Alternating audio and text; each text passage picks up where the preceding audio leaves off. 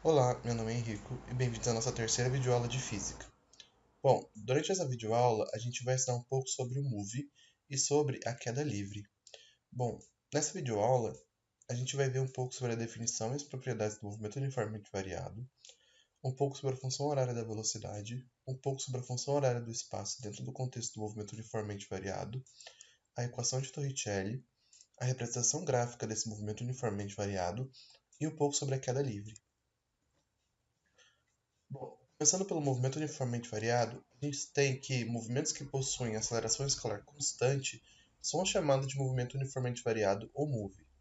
Isso significa que, no movimento uniformemente variado, a velocidade escalar experimenta variações iguais em intervalos de tempos iguais. Então vamos olhar esse carrinho aqui. A gente tem esse carrinho que está freando devido a um sinal vermelho que ele encontra à sua frente. Se vocês forem ver, no começo do movimento, o corpo do carro está a 30 km por hora e no final desse movimento ele se encontra numa velocidade de 0 km por hora. Isso significa que, ao longo desse tempo, ele foi diminuindo a sua velocidade, ou seja, ele tem uma aceleração que diminui esse valor da velocidade. Se vocês forem olhar também, a cada 2 segundos que o carrinho percorre, ele perde 10 km por hora de velocidade. Isso caracteriza esse movimento como uniformemente variado. Por quê? Porque a velocidade varia ao longo do tempo em porções iguais, ou seja, a cada 2 segundos ele perde 10 km por hora. As propriedades mais importantes do move são justamente a velocidade, que varia durante o movimento, ou seja, diferente do move, aqui no move a velocidade ela vai variar durante o movimento. A aceleração aqui ela é constante e diferente de zero. E para descrever o movimento uniformemente variado, a gente tem três equações. Uma que a gente vai chamar de função horária da velocidade, uma que a gente vai chamar de equação horária do espaço e a equação de Torricelli. Aqui nessa figurinha a gente tem um exemplo contrário do movimento uniformemente variado. Enquanto no outro exemplo a gente tinha um carro freando, aqui a gente tem um carro acelerando. Então, se vocês forem ver, ó, a cada segundo que passa, o carro ganha 5 metros por segundo de velocidade. A primeira fórmula que a gente vai ver no movimento uniformemente variado é a função horária da velocidade.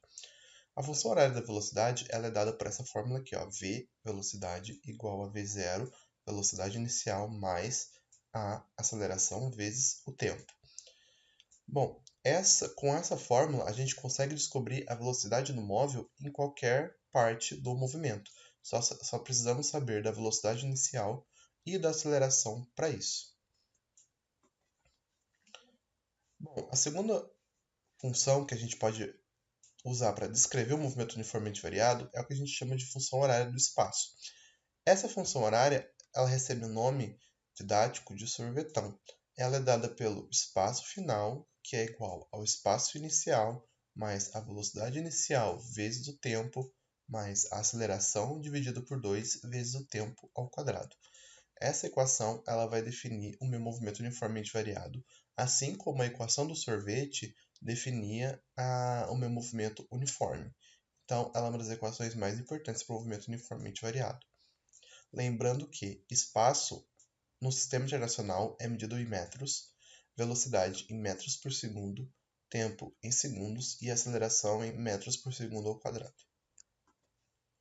Por fim, a gente tem a equação de Torricelli. É uma equação muito interessante porque ela consegue relacionar velocidade e espaço sem depender do tempo, apenas dependendo da aceleração.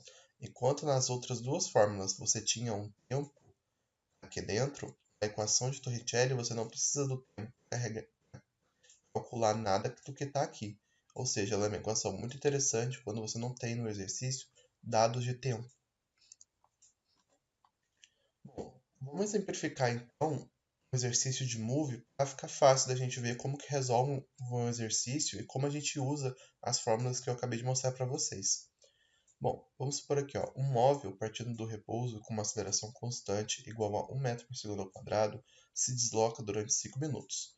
Ao final deste tempo, qual a velocidade por ele adquirida? Então, o que a gente tem? Bom, a primeira coisa ele fala aqui, ó, um móvel partindo do repouso. Então, a gente tem que no tempo zero, ou seja, quando ele partiu, quando ele começou o movimento, ele estava no espaço zero, porque ele não falou nenhum espaço inicial, e ele tinha uma velocidade zero. Por quê? Porque ele parte do repouso. Então, esses são os primeiros dados que ele dá para a gente. A gente sabe também que ele tem uma aceleração de 1 metro por segundo ao quadrado. E a gente sabe também que ele fez esse movimento durante 5 minutos. E ele quer saber a velocidade final desse movimento. Bom, para isso, a gente precisa primeiramente pegar as unidades e transformar todas as unidades em um tipo só. Bom, vocês veem que aqui a gente tem metros por segundo e metros por segundo ao quadrado, enquanto o tempo final ele está em minutos. O que eu vou fazer então? Eu vou pegar esses minutos, vou multiplicar por 60, porque 1 minuto tem 60 segundos, e transformar em segundos. Então eu tenho que em 5 minutos a gente tem 300 segundos. Ou seja, ele quer saber ao final de 300 segundos qual a velocidade que o móvel adquiriu. Bom, a gente pode selecionar várias fórmulas que a gente tinha olhado. Porém, se vocês forem notar, a fórmula do sorvetão e a fórmula do Torricelli, elas necessitam de uma variação do espaço para a gente calcular, enquanto a minha fórmula do V igual a V0 mais AT, ela não precisa. E como a gente não tem dados sobre o espaço que ele percorre durante esse tempo, a gente precisa usar ela. Bom, a gente precisa então substituir os valores. O V0 ele vai ser 0. Por quê? Porque ele partiu do repouso, certo? A velocidade inicial é 0. A minha aceleração é de 1 metro por segundo ao quadrado, que ele fala aqui no exercício. O meu ΔT é justamente esses segundos que ele vai andar, ou seja, os 300 segundos. Então, eu vou ter que 0 mais 1 vezes 5 vezes 60, que são 300 segundos. Então, eu tenho que a velocidade que ele adquiriu do começo até o final é de 300 metros por segundo. Bom, a gente tem também aqui, ó, a gente tem outro exercício. Uma motocicleta se desloca com velocidade constante igual a 30 metros por segundo. Quando o motociclista vê uma pessoa atravessar a rua, freia a moto até parar. Sabendo que a aceleração máxima para frear a moto tem valor absoluto igual a 8 metros por segundo ao quadrado e que a pessoa se encontra a 50 metros distante da motocicleta, o motociclista conseguirá frear totalmente a motocicleta antes de alcançar a pessoa? Então, esse exercício parece complicado, mas ele não é. A primeira coisa que a gente vai fazer dele é tirar os dados que o exercício me fornece. Bom, a gente tem que o início do movimento é em 0 segundos, porque ele não falou nenhuma coisa específica. O espaço inicial também é 0 metros, porque ele não falou em nenhum espaço inicial específico. A velocidade inicial do móvel é 30 metros por segundo, por quê? Porque ele parte de uma motocicleta que já estava se deslocando, ou seja, ela já tinha uma velocidade quando ela começa a frear. Bom, a gente tem que a velocidade final dele é 0 metros por segundo. Por quê? Porque ele está perguntando se ele vai conseguir parar. A aceleração ele deu, que é 8 metros por segundo ao quadrado, e ele deu o espaço que a pessoa está distante da moto. E ele quer saber se o espaço final da minha motocicleta vai coincidir com o espaço da pessoa. Se coincidir, a moto atropela a pessoa. Se o espaço final da moto for menor do que o espaço final da pessoa, então a moto não vai bater na pessoa. Bom, a gente precisa usar então a aceleração negativa. Por quê? Porque a aceleração ela está no sentido contrário da minha trajetória. Pensa que a moto está percorrendo uma reta até a pessoa e a aceleração ela está contrária à velocidade da minha moto, certo? Então, se eu considero a velocidade positiva, a aceleração ela tem que ser negativa nesse caso. Bom, como aqui a gente não tem nenhum dado de tempo no exercício, porque ele não fala quanto tempo vai demorar para a moto alcançar a pessoa, a gente vai precisar usar a equação de Torricelli, que é a única equação que não leva tempo na fórmula. Bom, vamos substituir então os valores. A gente tem que a velocidade final dele é 0, porque ele precisa parar, certo? A velocidade inicial dele é 30, porque foi o que o exercício falou.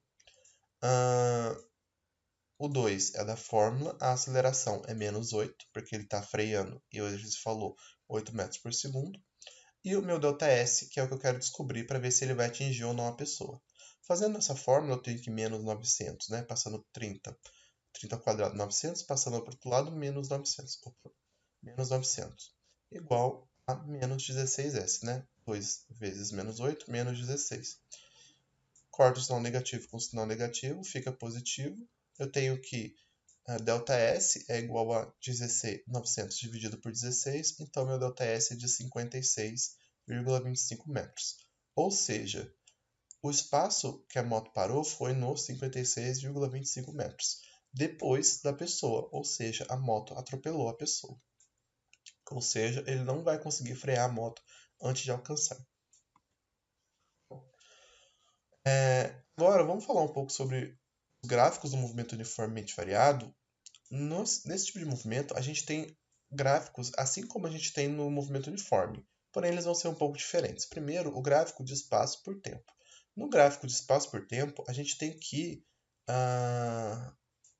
o movimento uniforme ele apresenta uma parábola no gráfico do espaço por tempo. Uma parábola que pode ser com a boca para cima ou uma parábola que pode ser com a boca para baixo. Por que isso? Porque, bem, a função que descreve o movimento uniformemente variado é uma função de segundo grau. Se vocês forem ver a função horária do espaço, o tempo está elevado ao quadrado no final da fórmula. Ou seja, isso aqui descreve uma parábola, uma função de segundo grau descreve uma parábola. Mas vamos interpretar um pouco esse gráfico. Bom, vamos supor que o gráfico aqui ele tem uma concavidade virada para cima. Vamos pegar primeiramente essa linha aqui, esse vértice. Vamos pensar só nesse lado do gráfico. Quando o gráfico ele tem uma concavidade virada para cima, quer dizer que a aceleração ela é maior do que zero, certo? E bom, a gente já viu que uma aceleração maior do que zero nem sempre significa que o movimento ele é progressivo ou ele é acelerado. Quer dizer que simplesmente que a aceleração está no mesmo sentido da trajetória. Então vamos pegar aqui esse lado. O que está acontecendo aqui? O espaço ele está diminuindo conforme o tempo, ou seja, o movimento ele é retrógrado. Porém, vocês conseguem ver que conforme o tempo passa, o espaço diminui cada vez menos, ou seja, daqui, por exemplo, do tempo 1 até o tempo 2, o espaço diminui bastante. Do tempo 2 até o tempo 3, por exemplo, o espaço já diminui menos. E, por exemplo, aqui, do tempo 5 até o tempo 6, ele diminui bem pouco em comparação ao tempo 1 e ao tempo 2. Vocês conseguem enxergar isso? Então, quer dizer o quê? Quer dizer que o móvel que está fazendo esse movimento, ele está retardando o seu movimento. Ou seja, é como se fosse o carro lá do primeiro exemplo que estava freando por causa do sinal vermelho. Cada vez ele diminui a variação do espaço porque ele diminui a velocidade. Por outro lado, quando a gente passa para esse lado do gráfico, a gente tem que a velocidade ela começa a aumentar, ou seja, o movimento ele é acelerado. Por quê? Porque a velocidade é maior do que zero, porque o móvel ele começa a aumentar o espaço, ou seja, ele é positivo, ele é progressivo, e a aceleração também é maior do que zero, ou seja, o movimento ele é acelerado, tudo bem? E nesse vértice aqui, a velocidade ela vai ser igual a zero, tudo bem? Aqui nesse outro gráfico a gente tem o contrário, a gente tem uma aceleração menor do que zero, ou seja, uma aceleração que está abaixo de zero. Aqui no primeiro momento a gente tem um movimento que a velocidade ela é positiva, por quê? Porque o móvel está aumentando o espaço e a velocidade é negativa. Como os sinais são diferentes, o movimento ele é retardado. Se você for olhar no gráfico, conforme passa o tempo, menos o espaço do móvel varia. E aqui a gente tem o contrário. A gente tem uma velocidade que é negativa, por quê? Porque o espaço ele varia, ele diminui conforme o tempo, certo? E a aceleração ela também é menor do que zero, porque a concavidade está para baixo. Então o movimento ele é acelerado. Bom, aqui a gente tem um gráfico de velocidade por tempo, assim como a gente tinha no mu. Diferente do mu, que a reta ela era uma reta horizontal, aqui no Move, como tem variação de velocidade, aqui a gente vai ter uma reta inclinada para baixo, certo? Bom, vamos olhar aqui graficamente o que está acontecendo aqui. Bom, a gente tem dois gráficos, um com a reta descendente, um com a reta ascendente. E por exemplo, nessa parte do gráfico aqui, a gente tem um movimento retardado e progressivo. Retardado por quê? Porque a velocidade está diminuindo. Conforme passa o tempo, a velocidade está diminuindo cada vez mais. E progressivo porque ela está na parte de cima do gráfico, certo? Ou seja, por mais que ela esteja diminuindo, ela ainda é positiva. Nesse ponto, a gente tem a velocidade igual a zero, tudo bem? Por quê? Porque ela está aqui nesse eixo aqui, zero. E nesse ponto aqui, a gente tem um movimento que ele é acelerado e retrógrado. Acelerado por quê? Porque a velocidade ela vai aumentando, o módulo da velocidade, ou seja, o número da velocidade, vai aumentando conforme o tempo. Ó, uma hora ele menos 1, uma hora ele menos 2, depois menos 3, menos 4 e assim por diante. Porém, ele é retrógrado por quê? Porque ele está aqui abaixo do eixo Y, certo? Ele está na parte negativa. Como a reta ela é descendente, a gente fala que a aceleração ela é menor do que zero, ou seja, a aceleração é negativa. Aqui a gente tem meio que o contrário acontecendo. Ó. A reta ela é ascendente, então a aceleração ela é positiva, certo? Aqui então a gente tem um movimento que começa como retrógrado e retardado. Por que retrógrado e retardado? Retrógrado porque ele está abaixo da linha, tudo bem? Ele está negativo. E retardado porque conforme passa o tempo, menor vai ser o número da minha velocidade. Então, por exemplo, aqui ele pode ter começado com menos 5, depois ele passou para menos 4, menos 3, menos 2, até ele atingir o ponto zero, que é quando ele vai atingir essa curva aqui, esse ponto aqui. Depois ele passa a ser um movimento acelerado e progressivo. Por que acelerado? Porque ele vai começar a aumentar o valor da velocidade. Ó. Aqui ela era 0, depois ela fica 1, 2, 3, 4 e assim por diante, tudo bem? E progressivo porque a velocidade ela é positiva nesse trecho, porque está acima desse eixo T aqui, tudo bem? Ele é bem parecido, a lógica é bem parecida com o movimento uniforme, porém a velocidade aqui ela varia conforme o tempo. Bom, e por fim a gente tem o gráfico de aceleração por tempo. Bom, assim como lá na velocidade por tempo do movimento uniforme, aqui a aceleração ela não varia conforme o tempo. Então, o gráfico aqui vai ser uma reta horizontal. Se a aceleração for positiva, ela vai estar acima do eixo T. Se ela estiver negativa, ela vai estar abaixo do eixo T. Lembrando que ela está positiva não significa que o movimento é acelerado e que ela está negativa não significa que o movimento é retardado. Bom, vamos fazer um exercício então, a gente ver como que resolve um exercício de move olhando o gráfico, tudo bem? Bom, vamos pegar aqui esse exercício diz o seguinte pra gente. No gráfico abaixo da velocidade de um móvel em move, em função do tempo, pede-se. Então, o que a gente tem nesse gráfico aqui? A gente tem nesse gráfico um gráfico que descreve o movimento de um corpo qualquer. E esse gráfico ele é de velocidade por tempo, tudo bem? Então, a gente tem aqui várias velocidades dependendo de um tempo específico. Então, a gente tem aqui a velocidade em metros por segundo e o tempo em segundos. Na letra A, ele pede o quê? Ele pede a velocidade inicial e a aceleração. Bom, a velocidade inicial ela é fácil. Por quê? Porque ela é o ponto zero do meu tempo, certo? No tempo zero, a velocidade inicial lá é menos 8. Tudo bem? E a aceleração, ela também é fácil. Por quê? Porque a aceleração ela é dada por aquela fórmula, ΔS por ΔT. Ou então, se eu for simplesmente olhar no gráfico, eu tenho que da velocidade zero, depois de 1 segundo, ela passa para 4. Tudo bem? Então, a velocidade é de 4 metros por segundo ao quadrado, porque de segundo em segundo, a velocidade aumenta de 4 em 4, como vocês podem ver no gráfico. Certo? Bom, ele pede aqui um instante que o móvel inverte o sentido do seu movimento. A inversão do sentido do movimento ela sempre vai acontecer nesse gráfico quando o móvel ele passa pelo ponto zero aqui, certo? Por esse ponto da linha do eixo T. Então, a gente tem o V igual a zero, temos o que o T, que ele inverte o movimento, é de 2 segundos. Tudo bem? Vamos classificar o movimento. Bom, para classificar o movimento, a gente tem que, nessa primeira parte, ele é de um tipo, e nessa segunda parte, ele é de outro. Bom, de 0 até 2 segundos, ou seja, daqui até aqui, ele é um movimento retardado. Por quê? Porque o módulo da velocidade está diminuindo. Ó. Uma hora ela é menos 8, depois ela é menos 4, depois ela é 0. Ou seja, o número está diminuindo. E ele é retrógrado porque a velocidade está abaixo de 0, ela está no eixo negativo, certo? E a gente tem que do tempo 2 até o tempo 4, o movimento ele é progressivo, ou seja, a velocidade ela é positiva porque está acima do eixo x, e ele é acelerado. Por quê? Porque a velocidade ela vai aumentando conforme o tempo. Uma hora ela é 0, depois ela é 4, depois ela é 8. E por fim, ele pede o deslocamento sofrido no intervalo de tempo compreendido entre 0 e 4 segundos. Bom, para isso a gente precisa ter um pouco de interpretação. Por quê?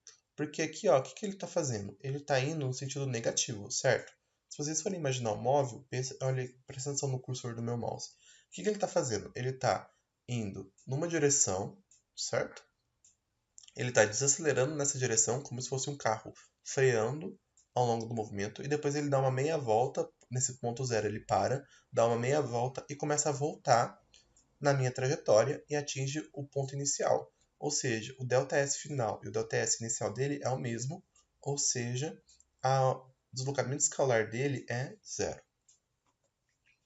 Bom, olhando aqui um gráfico do espaço por tempo, vamos fazer esse exercício aqui só para fixar um pouco melhor. Bom, a gente tem esse exercício da UFB aqui. Ó. O espaço de um móvel varia conforme o gráfico abaixo. Então, a gente tem aqui um espaço por tempo, certo? Um gráfico de espaço por tempo.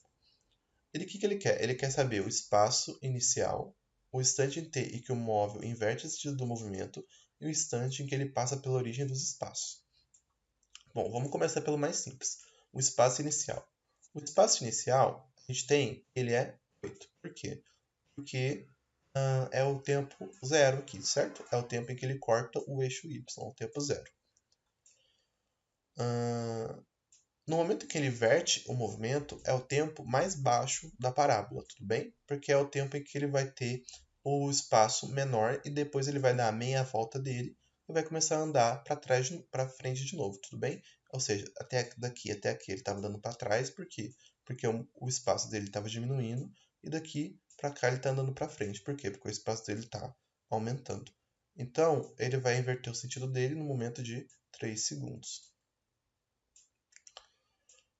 E o tempo que ele passa pela origem dos espaços, ou seja, o tempo em que o espaço do móvel é zero. Se vocês forem olhar aqui, ó, o tempo que o espaço do móvel é zero é tanto no tempo 2 quanto no tempo 4, tudo bem? Por quê? Porque ele corta esse eixo aqui. Enquanto se a reta corta nesse eixo aqui, esse aqui é o espaço inicial. Se ela corta nesse eixo aqui, aqui são a origem dos espaços, tudo bem? A letra C ele pede um intervalo de tempo em que o móvel é acelerado e no intervalo de tempo em que ele é retardado. Bom, vamos olhar aqui. A gente tem dois momentos, certo? O momento que ele é acelerado e no momento que ele é retardado e no momento que ele é acelerado, como eu tinha dito para vocês. Se vocês forem olhar, ele é retardado aqui. Por quê? Porque conforme o tempo passa, ele vai diminuindo cada vez menos a sua variação de velocidade até ele parar e inverter o sentido do movimento, quando ele começa a acelerar de novo, tudo bem? Então a gente tem que o movimento ele é acelerado após o momento de 3 segundos, certo? E ele é retardado entre 0 e 3 segundos, tudo bem? Bom, agora vamos iniciar o último tópico da aula, que é a queda livre. A queda livre ela é o movimento mais comum uniformemente variado. Por quê? Do que consiste a queda livre? A queda livre é simplesmente um corpo que foi deixado cair, tudo bem? Ela é uma queda livre, ou seja, quando você deixa um corpo se desprender de algum lugar e começar a ir em direção ao chão por causa da gravidade, a gente tem uma queda livre. Seja você soltando um objeto, seja um paraquedista que pula de um avião. A aceleração da queda livre, como a todos os corpos, é denominada aceleração da gravidade, e ela é constante em determinado local ou planeta. Então, se a gente for ver, cada planeta ele tem uma aceleração da gravidade diferente. A Lua ela tem uma aceleração de gravidade de 1,6 metros por segundo ao quadrado, enquanto na Terra a gente tem uma aceleração de 9,8 metros por segundo ao quadrado.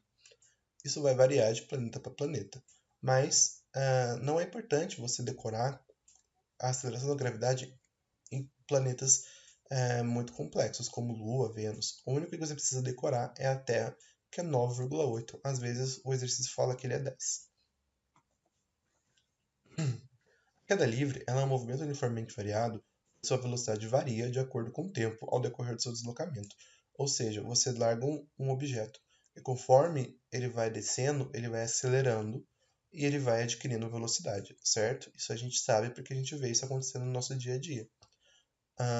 Isso é importante porque o que causa essa variação da velocidade é justamente a minha gravidade, tudo bem? A queda livre ela possui uma velocidade inicial de zero igual a zero. Por quê? Porque você solta esse corpo, certo? Então, no primeiro segundo, no segundo zero, a velocidade ela é de 0 metros por segundo, tudo bem? Isso é muito importante na hora de fazer os exercícios. Na prática, ou seja, no nosso dia a dia, a gente tem a resistência do ar atuando na queda livre.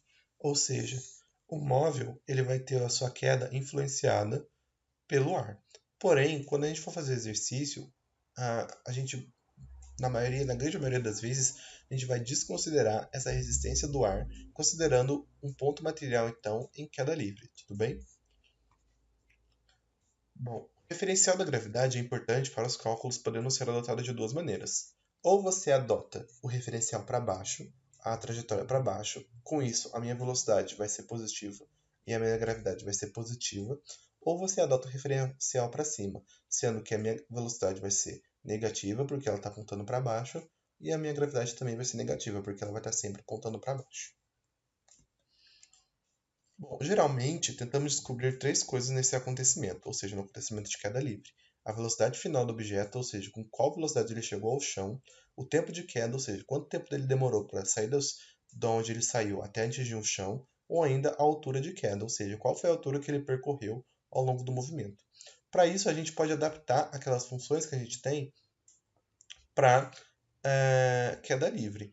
Isso aqui não é importante decorar, gente. Isso aqui são as mesmas fórmulas que eu mostrei lá no começo da aula, adaptadas. Por quê? Lembra lá do V igual a V0 mais AT? O que eu fiz? O V0, como ele é zero, eu cortei ele. Como em toda queda livre o V0 é zero, ele não existe aqui. E a aceleração, como ela é a gravidade, eu substituo ela por um G. Então fica que a velocidade em um determinado tempo é dada por G vezes o T.